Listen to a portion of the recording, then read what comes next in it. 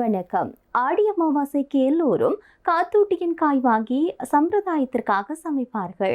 இதனுடைய முக்கியத்துவமும் சரியான விளக்கமும் இன்மையினால் இது ஒரு சிறிய விளக்கத்திற்கான பதிவாக அமைகின்றது.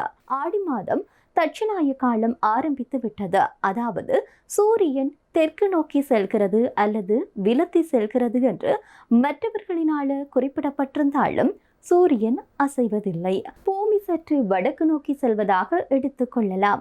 அத்துடன் 6 பருவங்களில் முதுவேனில் காலத்திலிருந்து கார்காலத்திற்கு மாறும் காலமாகும். எனவே உடலின் 3 தாதுகளான வாத, பித்து, கபம் குழப்பமடைந்து இருக்கும்.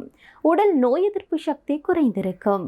அதனால் தான் ஆடி மாதத்தில் நோய் கிருமி தாக்கம் வழமையை விட அதிகமாக காணப்படும். இதனாலேயே இந்த மாதம் அம்மனுக்குரிய மாதம் என வேப்பிலை மஞ்சளின் பங்களிப்பு கூடிய மாதமாக உள்ளது. காத்தூட்டியின் காய் அதிகளவு கைப்பு சுவை கொண்டிருக்கும். அதன் பஞ்சபூத உள்ளடக்கம் வலி, ஆகாயம்.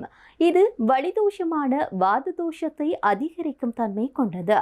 அதுபோன்று வாத தோஷத்தினுடைய சிறப்பு மற்ற 2 தோஷங்களையும் சமன் செய்யும். அதனால் பித்த அபதோஷத்தை கட்டுக்குள் வைத்திருக்கும்.